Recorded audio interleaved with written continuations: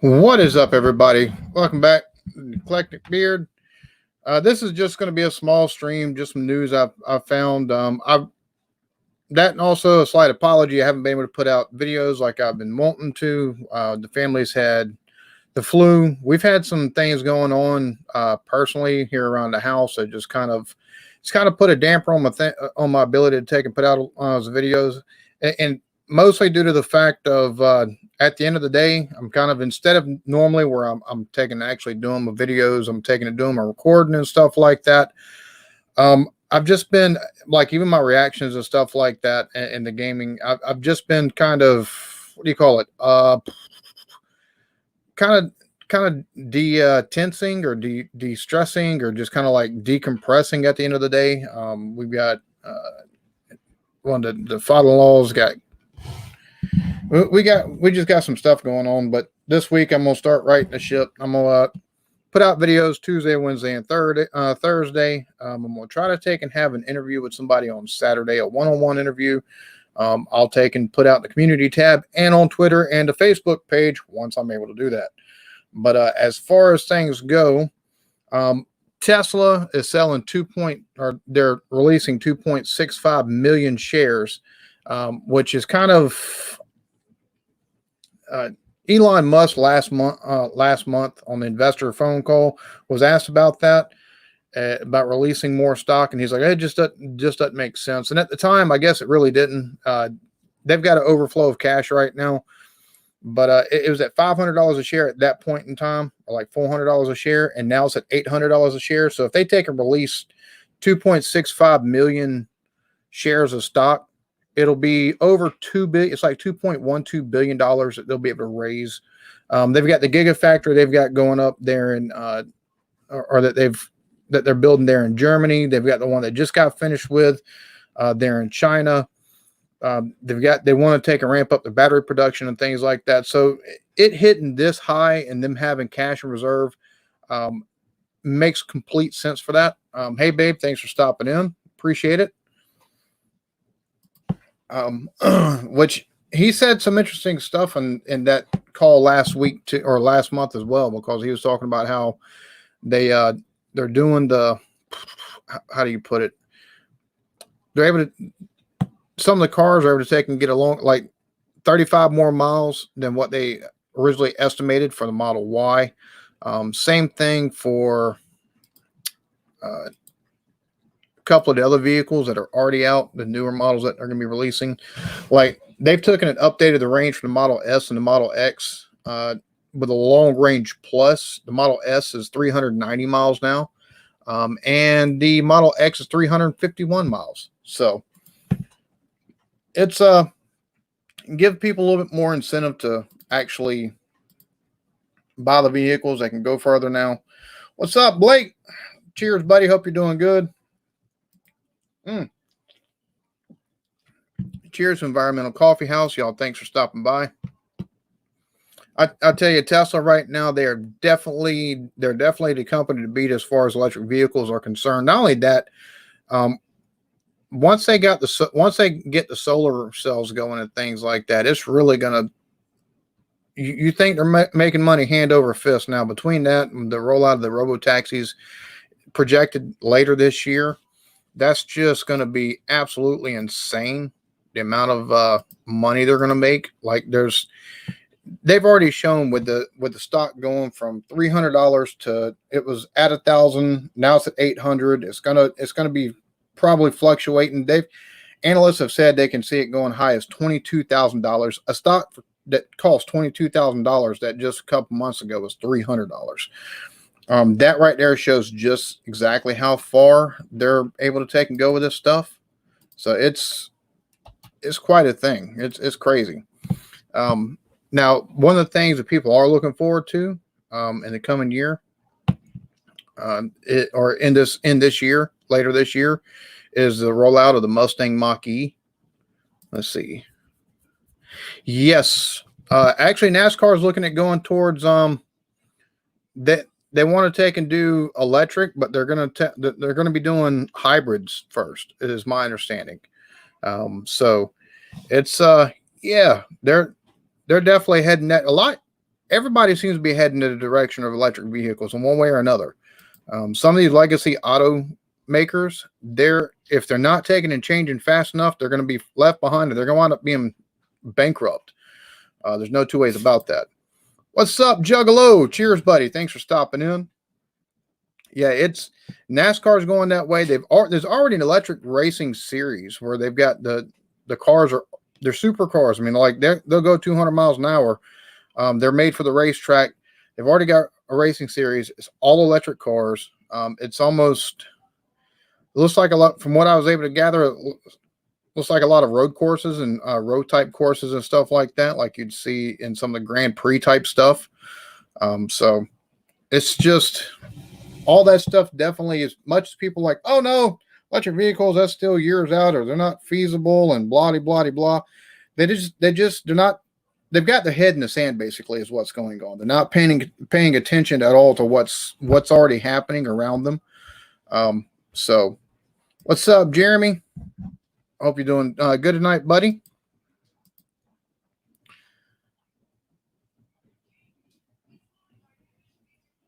I'm surprised they didn't. Depending on the damage, I'm almost surprised anytime you've got anything more than a light fender bender that something isn't totaled out, because like it seems you hit something real hard these days, and they're quick to total the vehicles out. So I got you. Yeah, the electric pickups, electric vehicles right now, that's the one downfall, I think, for a lot of people. The one thing that they take a look at is the upfront cost is a little bit more expensive, and they are by like $10,000 in a lot of cases.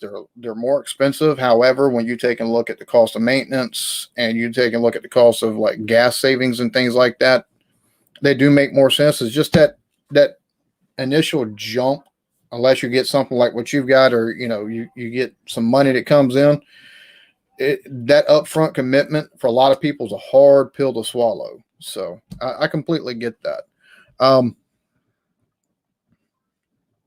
I have to go back and check that out. I didn't even realize you put that video up. That's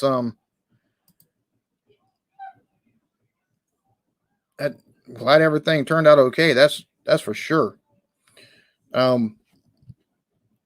In advance of the rollout of the Mach-E, Ford has actually they took and partnered up with Bosch. Bosch has a endpoint VR training system where it's game-like and immersive, that the mechanics for Ford are actually using that VR training program to they're learning how to they're learning about the high voltage electric system that's going to be in the Mach-E. It's like 2,100 different showrooms and not showrooms, but 2,100 different repair shops that are for Ford that are doing this. Makes complete sense though. That way the mechanics aren't kind of like scrambling as the cars are, after the cars come out, trying to figure out how to take and get these things repaired. If something goes wrong within the electrical system, or something goes wrong with the battery or the motor or anything like that, it makes total sense to take and do it that way. And I'm sure with VR, being able to put the headset on and being able to take and work with your hands and stuff like that, or use your hands to take and simulate working, makes a lot more sense. At least that way, when it does come down the pipeline, they've at least got a pretty good knowledge of, okay, this part is here. This is how it needs to be. This is how we isolate this, or this is how we remove this. This is how we replace whatever they're going to have to replace. I'm interested to see how the rollout of the Mach-E is going to do. I think on one hand, it's an ugly vehicle compared to what most Mustangs are, but on the other hand, it makes complete sense, because if you look at the Mustang itself, it's brand name. As far as within the Ford nomenclature, it's brand name. It's going to take and pull people in, and it's going to take and keep those Ford enthusiasts that have thought about taking and moving over to electric vehicles. It's going to kind of keep them into the fold a little bit, because if we're thinking about taking and getting some kind of crossover, like if they're going to get the Model Y or something like that. Instead, now they might look at it going and getting the Mustang Mach-E and then rolling with that instead. Now, the mileage and everything like that isn't going to be probably as good depending on what model, but it makes perfect sense. It really does.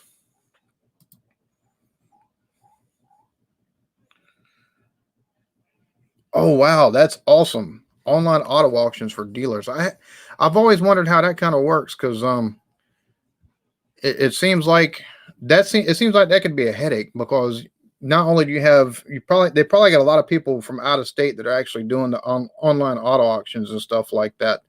So, and is it like new cars that they do the online auto auctions for, or is it like the used cars and stuff like that? We've got an auto auction up the road that people can go to, but it's a lot of yeah, it's a lot of junk cars for the most part as far as that one is concerned. We actually took and bought a Ford.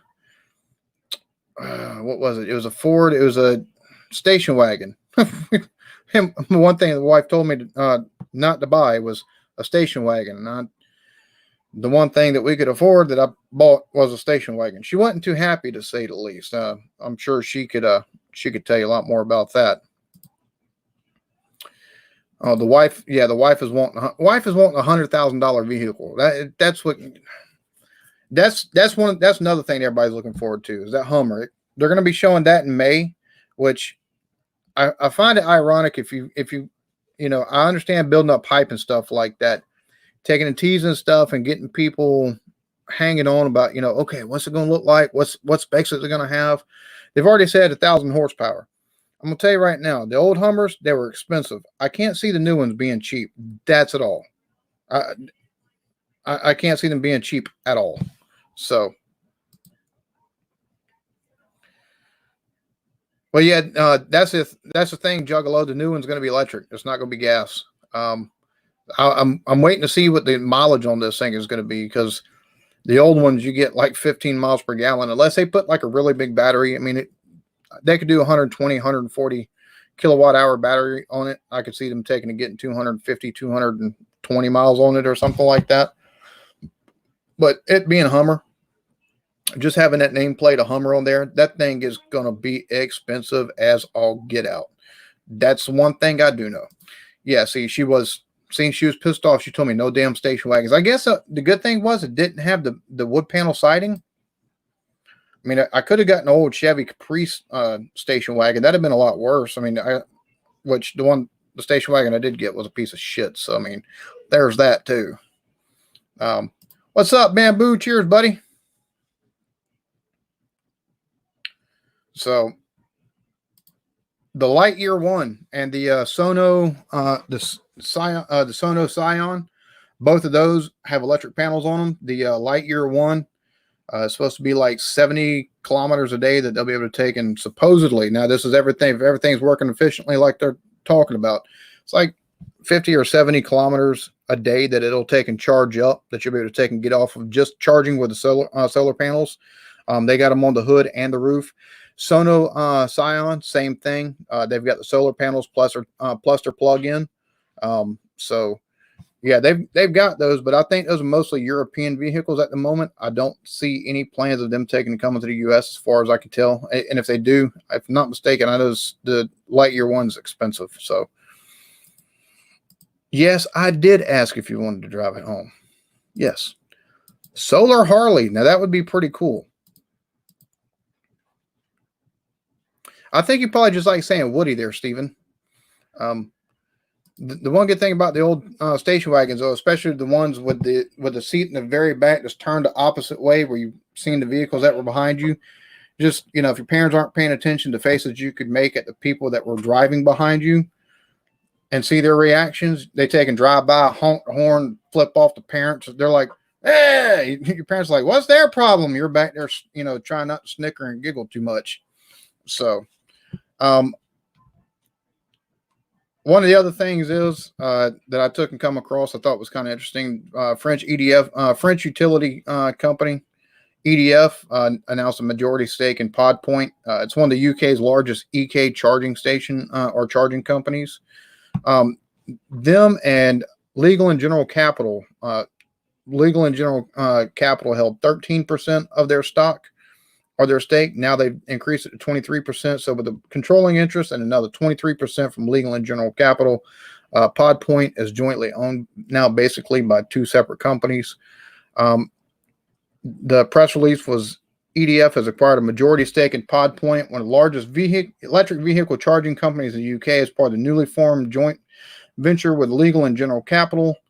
The acquisition of PodPoint is EDF's largest investment in the EV market and forms part of its plan to become the leading energy company for electric mobility in France, the UK, Italy, and Belgium. And see, it's stuff like this. You take and listen to experts, and you listen to people that are in the listening to people on other channels that aren't EV related. And they're like, gasoline's still the way to go, this, that, and the other, and it's not feasible right now with electric vehicles, with battery this. And it's like, are you not reading the tea leaves? Are you not seeing everything that's happening in the world around you? That's it. You know, I understand right now that just due to the fact that mostly what you have, if it's not Tesla, you've got to either go to like Volkswagen or BMW, but every company is starting to take and electrify portions or whole parts of their fleets. I mean, of their lineups, what they're taking offering. So looking at that and seeing like Volkswagen, they're coming out with, I think they plan on having their whole lineup being electrified by like 2030. BMW is going to be like 50% by like 2040, or they're going to offer 25 different electrical vehicles by 2040.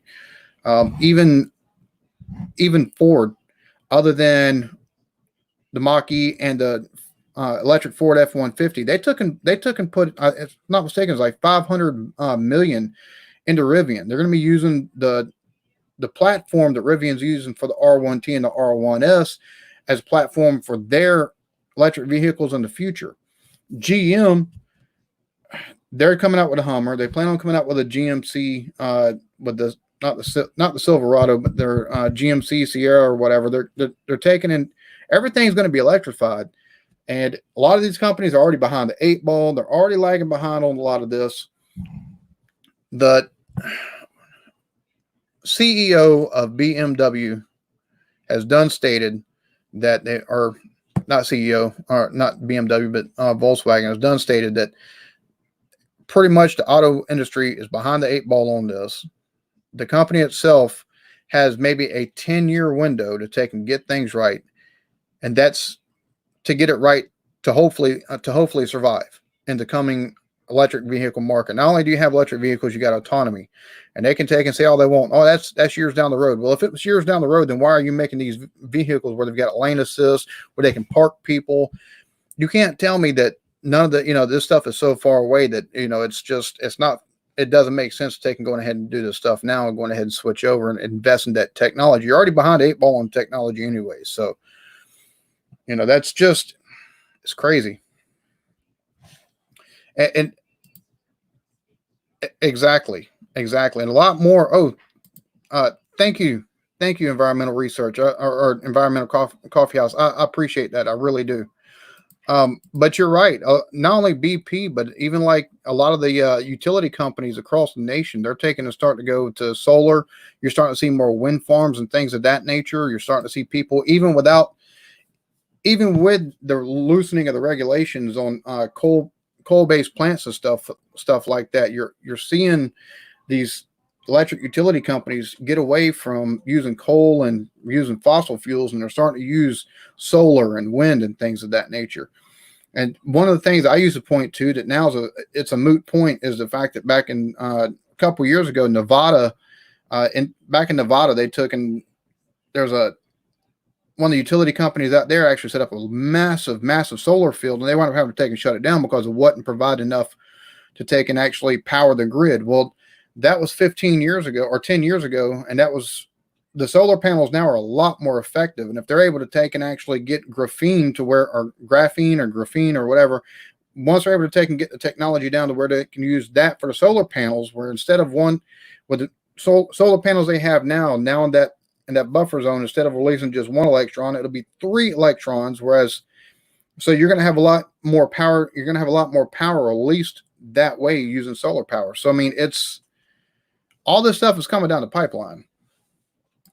See, it's funny you say that, because that last video I did on the Nikola Badger, they're using a hydrogen fuel cell along with the battery electric vehicle or battery electric vehicle battery. They're taking and combining the two. You can 300 miles off one, 300 miles off the other. My problem is with the hydrogen, even taking and building new filling stations and stuff like that, like Nikola plans on doing. Not only they have the semis, but they're also planning on doing the Badger.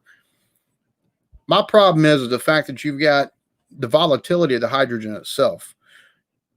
Over in Norway, over in South Korea, you've had filling stations explode, and you've already had a hydrogen production plant have an explosion. So I almost think it's too volatile to take and be relative or relevant right now. I think they need to take and work on taking some of the volatility out of that so that way it's a little bit safer. So no, not a moot point, a moot point. Oh Lord. Let's see. Yes, they do make an electric bike. I've if not mistaken, it is for sale. That's actually something that one of the people that is sub to me has actually made a suggestion to and do a video on electric motorcycles, like the electric Harley, and I'm like, I'm a lot more versed than what I used to be in electric vehicles, but I ain't got a clue about electric motorcycles. I don't even know about regular motorcycles, to be honest with you. I've just never, but that's one of the things I have been taking a looking at. Not only stuff like that, but also like the electric, just like the electric bikes, not motorcycles, but bikes. Like they've still got the pedal and everything like that, but you can get like 50 miles on a charge on them or 70 miles on a charge on them. So, and stuff like that's pretty interesting. I've thought about taking and doing videos on like electric bikes that you can buy, because they're a little bit expensive, $150, $200, $300, $500, $1,000, but you take and go 28 miles on a charge. You can also use the pedals. That way you don't have to take and use full on, the battery power and things of that nature.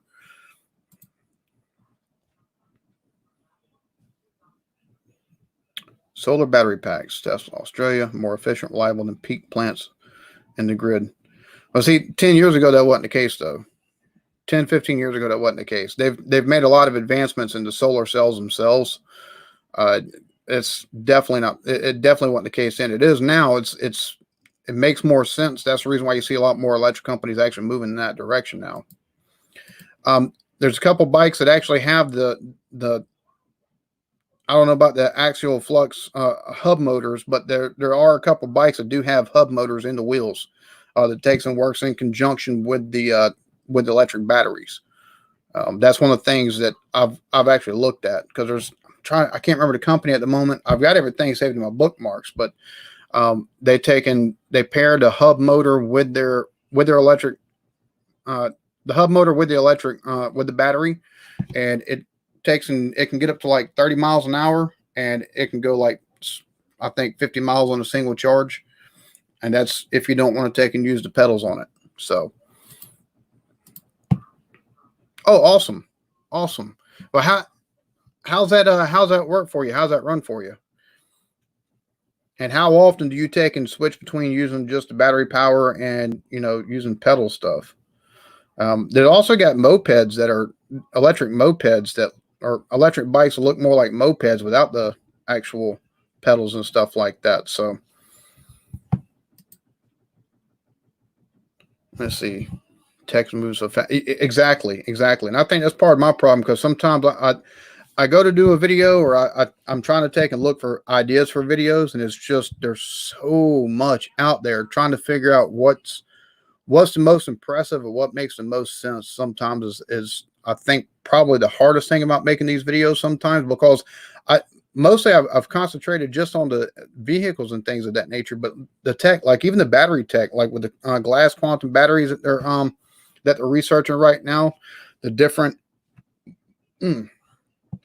chemical makeups for lithium ion batteries, the organic that they're talking about using, that like Mercedes has talked about using. I know it was a concept vehicle, but they were going to use an organic battery with graphene and get, I guess, better density. They're talking about now, of course, they probably haven't ever see if it can get 400 miles on a charge, but just the fact they're doing that kind of research, that's kind of, I've looked at all that. I know I think it was North Carolina. It might have been, I think it was University of North Carolina. They did research, and they actually figured out that whenever you go to charge an electric battery, if you take and actually superheat and then let superheat the cathode, and then let it take and cool back down, as it's cooling back down, that's when the charging starts. You actually get more efficient and faster charge times that way than if you do taking a super cooling. So that's another thing that I think is real interesting as far as that's concerned, how that's going to affect battery charging and things of that in the future. Let's see. Yeah, I noticed that. It's funny. I live out here in South Carolina. Depending on what power company you use, you take and get some pretty decent perks taken in having solar. Now, here are the company the electric company we use. They don't take and you don't take and really get any kind of discounts. You don't really get any kind of benefits of taking and having a solar roof here in Berkeley County. Now, if you take and use the other electric company, Santee Cooper, or even what used to be SCE&G, but is now Dominion Power. If you take and get a solar roof through them, you can actually sell your excess power back into the grid, and you can actually get a big discount off your electric bill. Like, people are having $40 and $50 a month electric bills, whereas a normal running rate around here is like $250, $300 a month during peak periods of summer and winter and stuff like that. So I mean, it's a big boon if your company, if your electric or your utility company will work with you, but otherwise it's just kind of like pissing in the wind, to be honest with you. And that's one of the bad things about kind of pigeonholed into the company that you have to use around here, unfortunately. Flat dish shaped motor. Yeah. I was looking at those because you talked about those before. Let's see.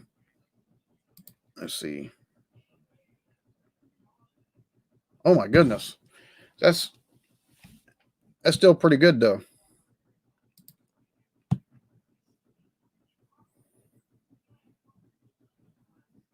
Yeah, that's true. That's true. And see, that's the other thing is the way they take and do that, because they use the little tiles as the roof, or they use the panels themselves as a roof. Whereas around here, they take and actually put the panels on top of the roof. They take and bolt it down on top of the roof instead of in place of the roof or whatever. So that company I was talking about, the EDF, they also took and acquired Pivot Power, a grid scale battery energy storage system and infrastructure for electric vehicle charging. So they're positioning themselves to take and be the leaders over there in Europe as far as electric vehicle charging is concerned. Porsche, it looks like they're possibly coming out with an electric 718. Those mostly sell. Their best market for that is over there in Europe. I mean, not Europe, but over there in China, where people drive the 718s in congested streets and stuff like that. With all the pollution that's over there, if they took and actually switched that over to a electric drivetrain, it would actually help clear up the. It would actually help the air pollution over there. So that actually makes complete sense for them to take and do something like that. And BASF, they announced a new battery materials plant in Germany, able to support the battery gigafactories that are being built over there in Europe. Now they're going to be producing high nickel cathode active materials with initial capacity for 400,000 electric vehicles per year.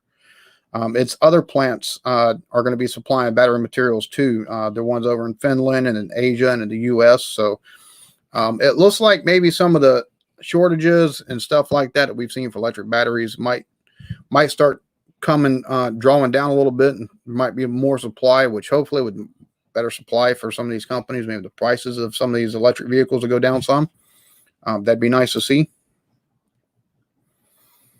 And also, oddly, I say oddly, but also 2017 Nissan Leaf, they received a 2020 Dependability Award from J.D. Power. It's the first battery electric vehicle to win a segment level award. The Chevy Bolt, and I can't remember the third. I think it was It's one of the BMWs, I think, also took in one.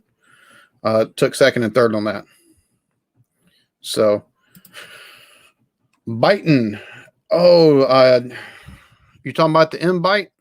The biting M-Bite or whatever? Those let's see. It's like I missed something. Cheers to you, buddy. Thanks for stopping in. $12. Great God. See, that's whoop. I'd love to have a $12 electric bill. That'd be awesome.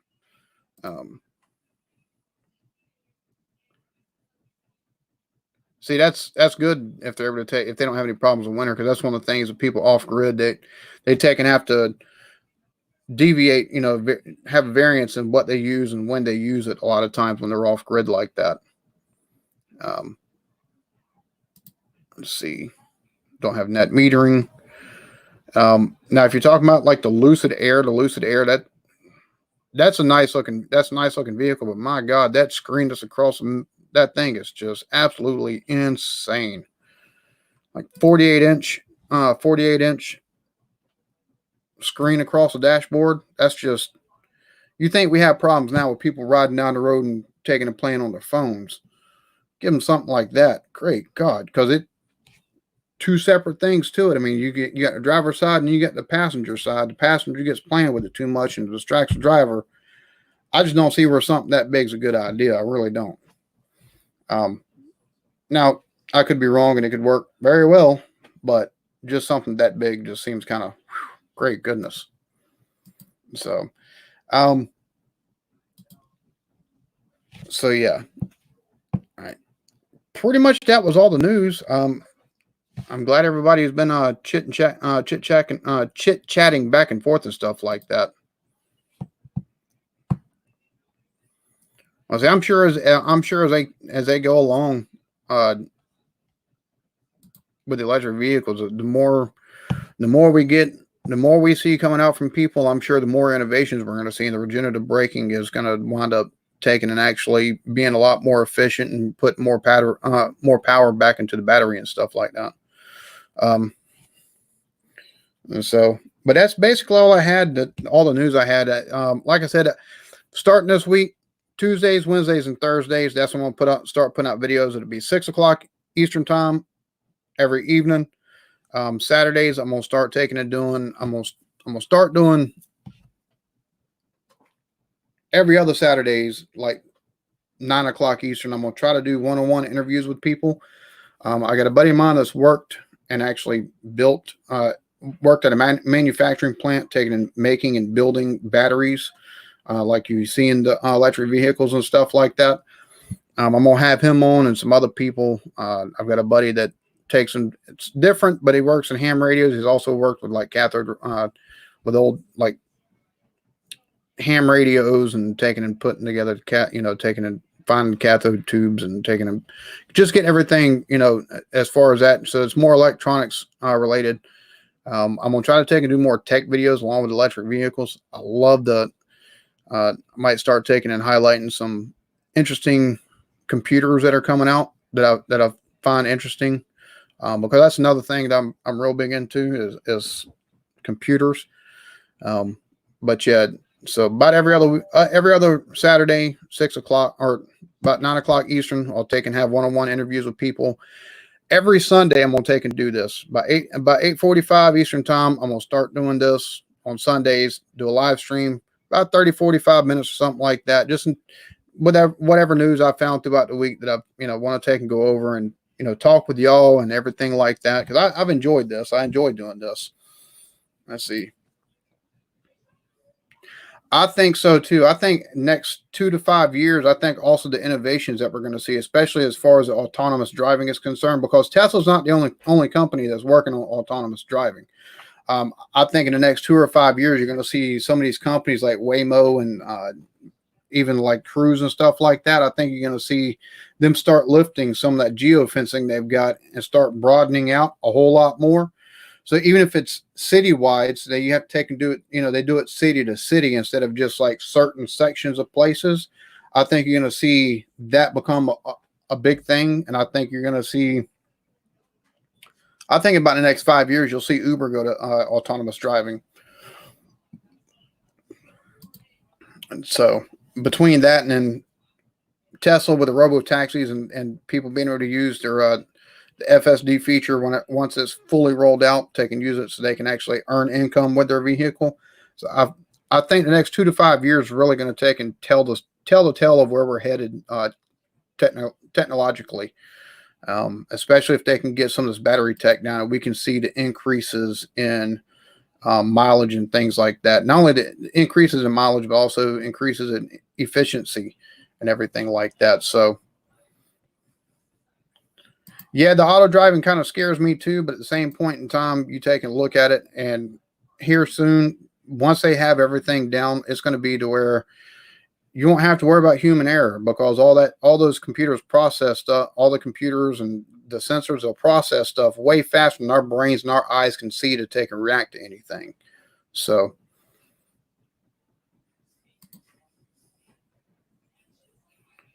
there you go. Make your own.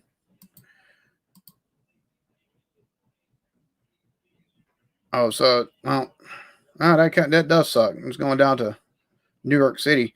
That's the other thing is as good as wind farms are, if they have to replace the blades, they've got to find a better way of recycling or getting rid of the blades, because there's a lot of times they just wind up in getting buried or wind up in landfills if they're not. That's something they've got to take a work on. So let's see, regardless of whether or not, and here's my stance on a lot of this, and I have nothing but respect for Tesla. I think Tesla is the industry leader. However, I think not enough is looked at or given credit to some of these other companies that have been doing this off the scene for just about as long as Tesla's been doing it. Because Waymo's been around since like 2008, 2009. Because they were part of a Google project. All of this stuff right here, even if Tesla comes out leading with the full self-driving technology or the autonomous driving technology, all this does is drives innovation within the sector, within the field. That's all it does is take and drive innovation. So the more competition you get, whether it be from Waymo, whether the partnership that Volvo has, I can't remember the company that they have it with, but it's over there in Norway, where they're taking a test in autonomous driving. The more stuff you have like that and the more competition you have, the better the innovations will be. So the better the tech will be in the future. Same thing with they still got a good ways to go for the quantum computers, because right now they're about the size of the old computers back in the 60s. They're about the size of a full wall in some cases. There's companies that have them in like self-contained units that are they weigh like a ton and a half, because they're contained in these. But I do believe the quantum computers are going to take and get smaller, more affordable for these companies as well. Which it's kind of worrisome in one sense, because once you can take and get it to where it's more affordable and it's a little bit smaller, you think we've got things going as far as the machine learning and the deep learning and AI and things like that, with the different possibilities and with the different things that they can run with the quantum computers, that they can find the best outcomes that they can actually plug into and use in conjunction with stuff like machine learning and deep learning and things like. It's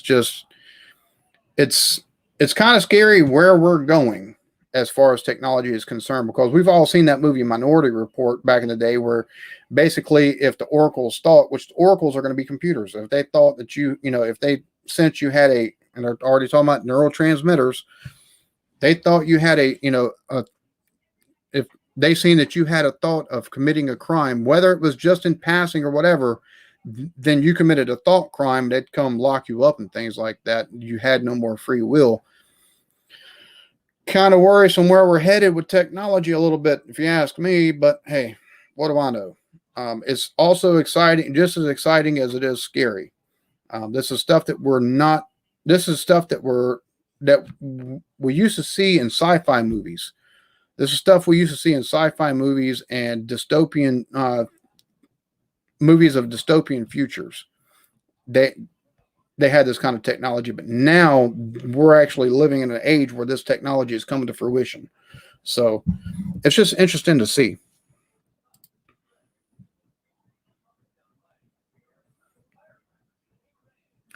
Well, there's more than just Tesla out there. I think I think the legacy company, the legacy automotive makers have taken and missed a mark. But there's a lot of there's a lot of startups out there that I think are going to wind up taking and seeing as how here in the next 3 to 4 years, they're going to take and start. They're going to start taking market shares away from the legacy automakers. I think it's just going to be faster than what we think. I think it might happen faster than what everybody sees. So, yeah. So, what's up, Jason? Hope you're doing good, buddy. Let's see. Yeah, exactly. The exponential growth that we're seeing in technology. Because it used to people were like, used to computers and the processing power and everything like that. That was one thing, and now we're moving to like the quantum computing, the deep learning, the edge computing, cloud computing. It's just the way everything's moving. Like Facebook they had an AI system that they were working on. They wound up having to take and pull the plug on the AI system because it started speaking a language that they didn't understand. It was getting smarter than them. So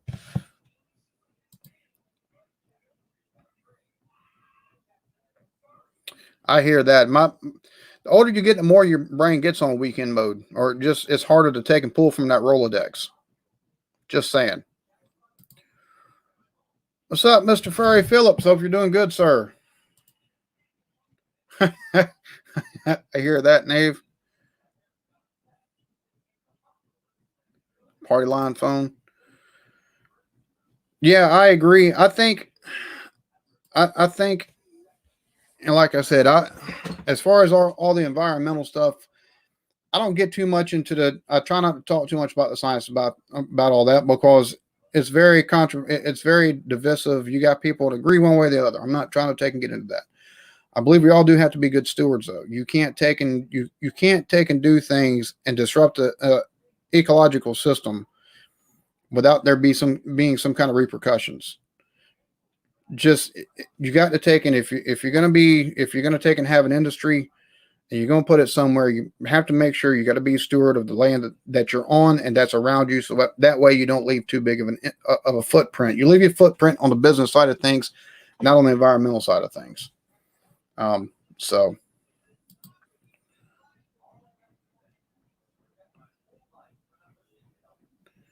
well, they've already got some. There's already a couple of electrical motorcycles out there.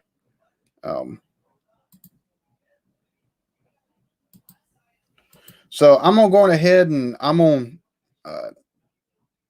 Oh, nice. So there's actually I was watching a stream earlier. They were talking about color TV. People didn't really start getting color TVs until like the mid '70s. So it was mostly black and white till then. Thank you.